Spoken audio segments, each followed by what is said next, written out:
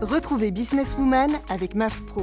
L'assureur des artisans, commerçants et professions libérales, c'est MAF Pro et c'est pour vous les pros. C'est la MAF.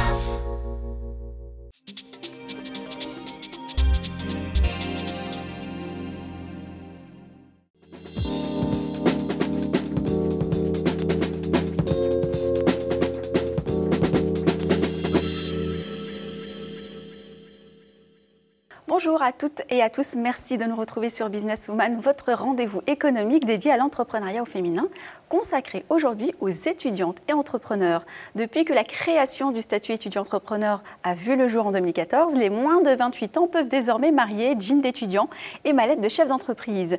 Une initiative lancée par le gouvernement non sans arrière-pensée, puisqu'elle vise à séduire la jeunesse à la création d'entreprises et espérer voir naître les champions de demain, à l'image de Google ou Facebook. Pour nous en parler, Alessandra Cosfito, bonjour. Bonjour. Vous êtes la fondatrice de Find Your CM, une agence de community manager dont on parlera tout à l'heure. Et avec nous également Agathe Machavoine, fondatrice de Wallfox. Bonjour. Bonjour. Alors, première question, quels sont vos âges respectifs? 26 ans. Et 22. Alors, je crois que vous êtes encore étudiante. Qu'est-ce que vous préparez en ce moment?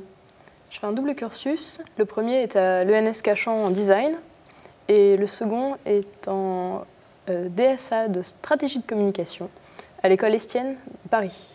Et vous étiez déjà pressée d'endosser justement le tailleur de la chef d'entreprise. Alors, toutes les deux, vous avez deux petites structures. Respectivement, vous pouvez nous dire deux mots sur vos entreprises?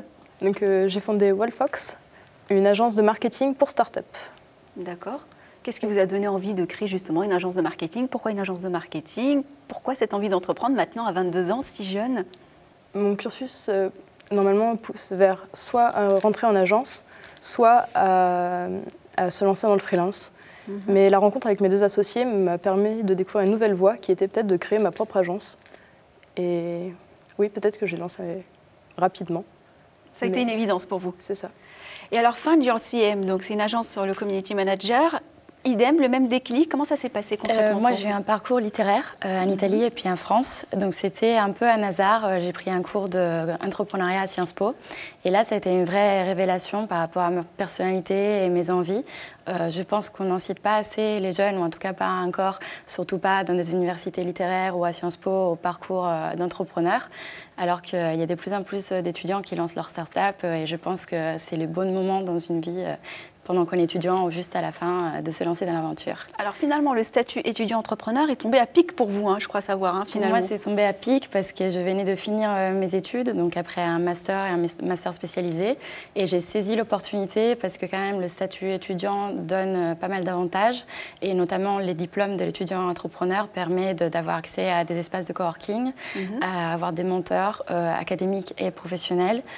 Ça permet d'avoir accès à un réseau, ce qui est fondamental dans la vie d'un entrepreneur. Bien sûr. Avoir accès à des prix. Donc, c'est tout un écosystème qui est en train encore de se créer, mais qui, je pense, est une opportunité à saisir pour les étudiants français. Alors, c'est assez précoce, c'est assez nouveau ce statut. Beaucoup encore ne le connaissent pas. Peut-être des étudiants nous regardent. Qu'est-ce que le statut étudiant-entrepreneur? Qu'est-ce que vous en avez appris concrètement? Les statuts étudiants-entrepreneurs est pour des gens qui ont déjà leur baccalauréat et qui peuvent être soit encore en cursus, soit déjà des jeunes diplômés de au moins un minimum 3 ans, enfin un maximum 3 ans. Pour y postuler, il y a un dossier en ligne. Ça se fait auprès des pépites. Il y en a 29 en France. Et ensuite, il y a un concours, donc un jury pour intégrer le parcours. Et si on est encore étudiant, on a des aménagements d'horaires. On peut aussi reconnaître son activité d'entrepreneur à la place d'un stage.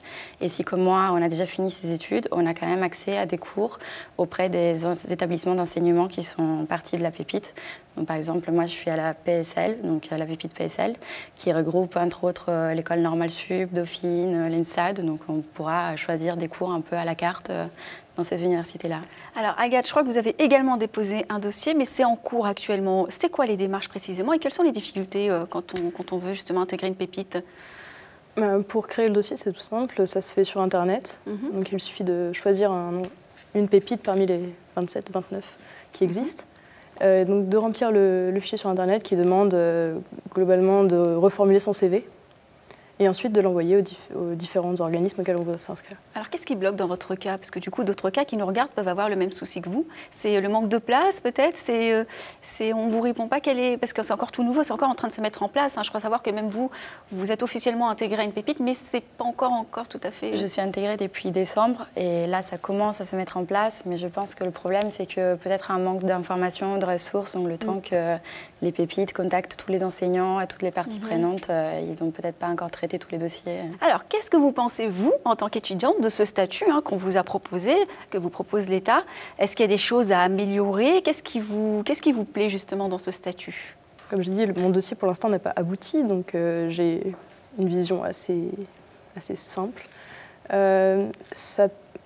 Normalement, c'est censé pouvoir aménager les cours ou alors permettre, le plus gros avantage, je pense, c'est au lieu de faire un stage, de permettre de lancer son entreprise. Mais pour l'instant, effectivement, rien n'est mis en place, ou encore rien n'est lancé, ou en tout cas... L'initiative est bonne, même s'il y a des choses à améliorer. Pour l'instant, ça manque de concrétisation. Alors, comment ont réagi vos parents, vos amis, quand vous leur avez dit voilà, je suis encore en cours, je viens juste de quitter l'école, mais je veux être chef d'entreprise à moins de 30 ans? Comment ils ont réagi? Moi, mon entourage et ma famille a toujours été très... ils m'ont toujours soutenue, c'est-à-dire que surtout mes parents m'ont toujours laissé très libre de faire mon parcours. Et au final, j'ai beaucoup d'amis, d'étudiants qui lancent leur start-up de plus en plus. C'est aussi du fait qu'une chose amène une autre, donc c'est mon réseau. Mais pour un étudiant entrepreneur, il est fondamental de s'entourer d'autres étudiants entrepreneurs parce que l'entraide est vraiment à la base d'une réussite d'une start-up. Donc c'est plutôt positif, je me sens pas du tout un extraterrestre, au contraire. Ça y est, ça se démocratise. Et pour vous, quelle réaction de la part des proches? Beaucoup de surprises. Parce que vous êtes plus jeune encore, hein? Oui, et je suis surtout encore en cursus, et donc le principal conseil, c'est n'oublie pas tes études. Voilà, essentiellement. Voilà, bien sûr, et ton diplôme aussi.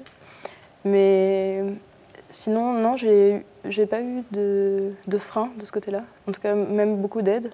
Des gens qui m'ont dit « Ah, bah, je connais quelqu'un qui connaît quelqu'un qui... » Et du coup, un réseau s'est créé, en fait, en partant des proches. Une bonne dynamique autour de justement cette envie d'entreprendre. Alors Alessandra, vous considérez que justement à la fin de ces études, c'est la meilleure période pour entreprendre parce qu'on n'a pas encore cette responsabilité familiale, cet engagement peut-être dans la vie privée. Absolument. Moi, pareil, j'ai commencé à lancer ma start-up alors que j'étais encore étudiante et là, je continue. Et je pense que c'est vraiment une période parfaite parce qu'on n'a pas encore de famille, on n'a pas encore un CDI, une carrière bien entamée, donc on n'a pas de regret à se dire est-ce que je le fais pas, est-ce que j'attends encore un peu.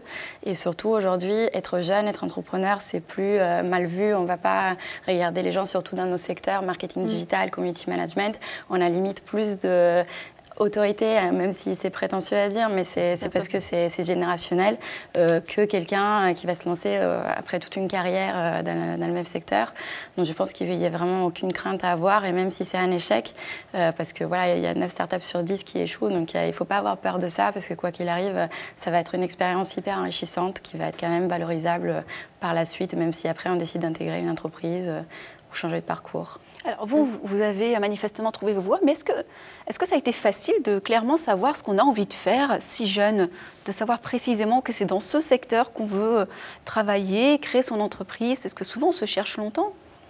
Moi, je pense que c'est jamais facile de savoir ce qu'on veut faire dans la vie et que personne de notre génération peut vraiment affirmer de dire au moins qu'il se fait des professions, je veux être médecin ou je veux être avocat. Sinon, toutes les formations un peu Sciences Po, école de commerce, on est tellement polyvalent qu'on peut tout et rien faire. Donc, ce qui est important, je pense, c'est de trouver un bon compromis entre ce qu'on a envie de faire, ce qui nous passionne, quelque chose où il y a quand même de l'attraction, une offre de marché. Et après, il faut juste tenter l'aventure et se laisser porter par les opportunités, les événements. Moi, je pense vraiment que l'idée compte rien ou très peu.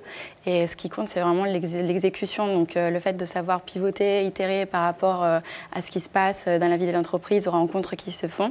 Donc, ça n'a pas été ma vocation depuis que je suis gamine de faire du community management, parce que ça n'existait même pas quand je suis née. C'est vrai, ouais. Mais aujourd'hui, en tout cas, je suis épanouie et c'est ça qui compte. Est-ce que vous avez des tuteurs qui vous encadrent? Alors, vous êtes encore en attente, donc ça va être plutôt pour Alessandra. Une fois que vous avez intégré une pépite, est-ce que vous avez un tuteur qui est désigné d'office pour vous? À quelle fréquence vous le voyez? Comment contribue-t-il justement? Quand un étudiant entrepreneur a le droit à avoir des mentors, donc c'est soit des entrepreneurs, soit des professionnels. Donc moi j'ai rencontré un professeur de l'école de Normal Sup. Après c'est aussi à l'étudiant de le solliciter par rapport aux besoins. Mais au-delà de ça, j'ai beaucoup de mentors autour de moi. Donc c'est pas des tuteurs officiels, mais c'est des gens qu'au fur et à mesure de mon parcours, j'ai su un peu fédérer autour de mon projet. Donc soit d'autres entrepreneurs, des professeurs, même des anciens maîtres des stages ou des gens que j'ai rencontrés dans le monde professionnel. Et ça, c'est hyper important de les solliciter régulièrement. Enfin, pas toutes les semaines, c'est pas nos psys, mais c'est quand même des gens qui sont là pour nous aider. Et ça aide à avoir beaucoup de visions différentes et à prendre du recul et après essayer de faire le tri pour continuer à avancer. En fait. Alors Agathe, vous avez également votre entreprise. Comment vous avez fait pour financer justement ce premier bébé? C'est un peu compliqué parce qu'on est parti, avec du coup mes 2 associés, on s'est posé un moment en disant mais comment on va pouvoir y arriver? Et on a décidé de passer par une auto-entreprise. Donc il y en avait un qui avait le statut auto-entrepreneur, les autres étaient derrière, mais c'est pas grave. Sans statut, voilà, on va dire. Voilà, sans statut. C'est pas grave. Et juste pour tester l'activité et voir comment ça marchait, éventuellement recadrer. Parce qu'au début, on ne ciblait pas que les startups, on ciblait tout ce qui était business locaux, mais finalement, ce sont les startups qui ont été les plus réactives et qui se sont révélées avoir le plus besoin de nous. Et du coup, nous avons décidé de créer une structure à partir de ce moment-là, mais avec déjà l'argent récolté lors de l'auto-entreprise. Alors, c'est intéressant ce que vous dites, les entreprises, les startups sont venues vers vous, parce que c'est vrai que vous l'avez dit aussi, vous avez une valeur ajoutée, cette jeunesse, c'est que vous êtes vraiment très bien formés justement aux réseaux sociaux, aux nouvelles technologies, au marketing. À mon avis, c'est ce qui est recherché. Quelle est la valeur ajoutée d'être un étudiant et d'avoir son entreprise dans ce domaine, justement? Que demandent les clients quand vous allez les voir? Pour travailler justement qu'avec des startups, je travaille surtout avec des jeunes qui, du coup, ont déjà cette culture du digital et auquel on se comprend assez facilement. Un langage commun? Voilà, c'est ça. Mais qui n'ont pas forcément le temps de s'occuper de tout le marketing ou qui, alors, ce n'est pas leur formation, qui ont, du coup, besoin d'une expertise. Mais je pense que ce qui est déterminant quand on est jeune et qu'on connaît tous ces métiers-là, c'est juste de savoir en faire bon usage. Parce que les outils, on est né avec. Et c'est vraiment de trouver comment vraiment les exploiter. Quel regard portent les prospects que vous allez voir sur vous quand vous arrivez avec votre petite mallette de chef d'entreprise? Comment ils vous regardent? Moi, personnellement, j'ai jamais eu de préjudice. Enfin, je me suis jamais sentie mal à l'aise, ni d'être jeune, ni d'être étudiante. C'est bienveillant toujours. Ni d'être femme, ni d'être étrangère. Donc, je pense que... après, ça dépend beaucoup de la cible. Moi, comme Agathe, j'ai commencé avec des startups parce que c'est là où il y a le moins d'évangélisation à faire. Parce que c'est surtout des jeunes, donc c'est des gens qui comprennent déjà le service. Là, je m'attaque à d'autres marchés, donc des entreprises un peu plus traditionnelles, entre guillemets. Donc là, c'est vrai qu'il faut un peu plus d'autorité, un peu plus de bagages, de clientèle aussi. Mais je pense que la démarche est un peu la même. Le fait d'avoir satisfait des clients qui nous faisaient confiance parce qu'ils sont de la même génération, parce qu'ils sont dans le même monde, va nous donner de la force pour aussi s'attaquer à d'autres types de clients plus traditionnels ou plus grands. Dernière question, un mentor qui vous fascine et que vous idolâtrez dans l'entrepreneuriat, ce serait qui aujourd'hui? Moi, j'en ai 2. C'est Sheryl Sandberg, la CEO de Facebook, et son mouvement, le Lean In, qui m'inspire beaucoup parce que je pense que les femmes aujourd'hui doivent vraiment apprendre à saisir les opportunités, à ne pas se sous-estimer. C'est vrai. Et le deuxième, c'est Tim Ferriss avec le lifestyle design. Où c'est un peu un hymne à la liberté et à la jeunesse pour comment aménager vraiment sa vie autour de quelque chose qui nous passionne et dans une nouvelle conception du travail. Et Agathe, pour vous, s'il y en avait un? Je n'idolâtre personne, je trouve le mot un peu fort, mais désolée, ça ne va pas être un grand nom, mais j'apprécie beaucoup Stéphane Bonjean, qui est founder de Dynamic, une petite start-up qui s'est lancée. Puisqu'il s'est lancé il y a 2 ans, enfin, c'est un entrepreneur confirmé, mais la start-up n'a été lancée qu'il y a 2 ans et est maintenant sur 3 continents. Et ça a été très rapide, et pourtant c'est quelqu'un qui a su rester très humain et très modeste. Une belle success story à la française, finalement. Oui, mais justement, tout est dans le fait que c'est une success story modeste. C'est-à-dire que, voilà, c'est pas sous le feu des projecteurs, ça se fait tranquillement. Et je trouve ça très beau et motivant. Ce seront les mots de la fin. Merci beaucoup, mesdames, d'avoir répondu à nos questions. Merci à vous de nous avoir suivis. Vous l'aurez compris, si vous êtes étudiant, eh bien, désormais, vous pouvez créer votre entreprise grâce au statut entrepreneur. Alors, vous retrouverez cette émission donc, sur We Do Biz, sur Demain et sur ellesentreprenent.fr. À bientôt sur Businesswoman.